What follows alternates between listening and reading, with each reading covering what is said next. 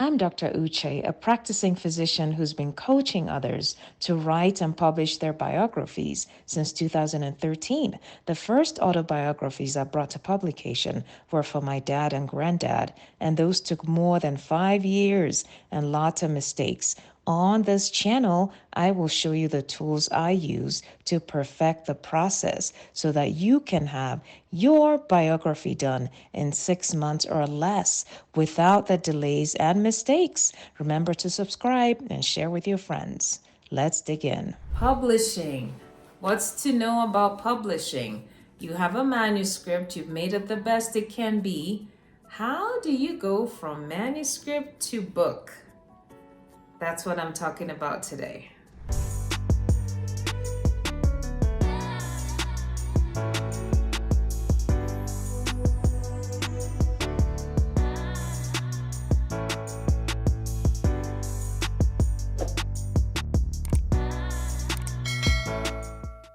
All right, so a couple of things. Publishing 101 today.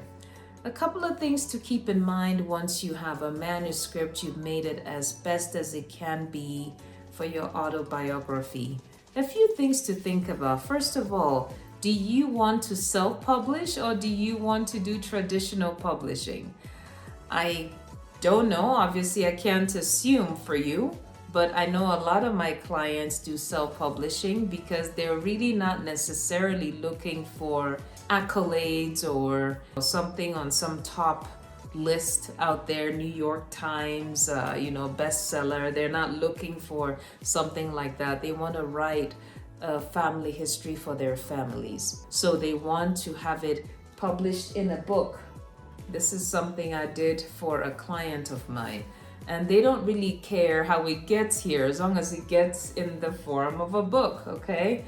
Traditional publishing is definitely has its strengths, but it's a very lengthy process and it's really more geared towards those who want to write something for the larger world to have maybe high sales and high volumes and that sort of thing.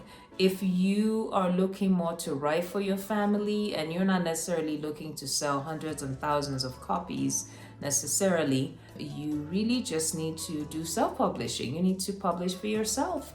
There are various self-publishing platforms out there where you can upload your material and have it go through the steps towards a published book, okay? Like I did for this client of mine, I do have a publishing team and we do publish for people who wish to go that route.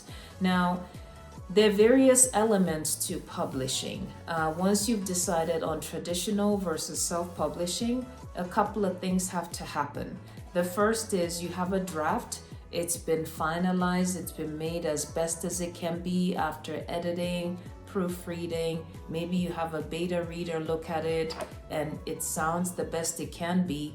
The next thing is you have to turn it from a Microsoft Word document to something in a book like this, right? You see I don't know if you can see, there's a design, right?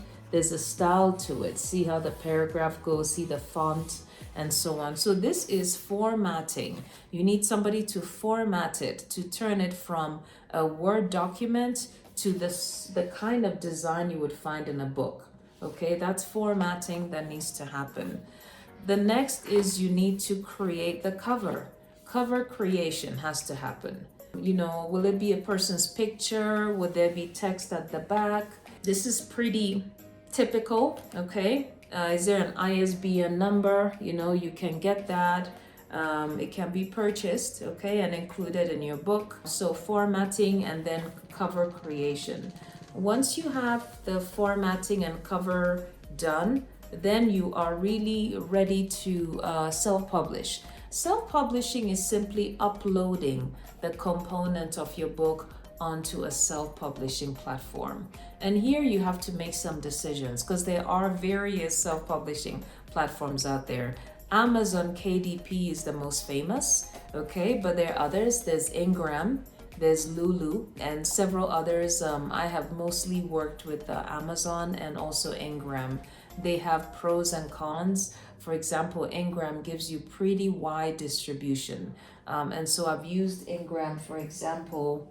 I published this one on Engram.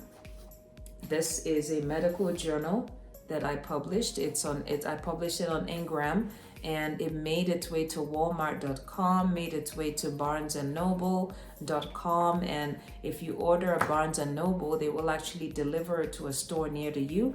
That's a special arrangement I was able to secure. It made its way to, I think there's a book, might be bookshop.org or something to that effect.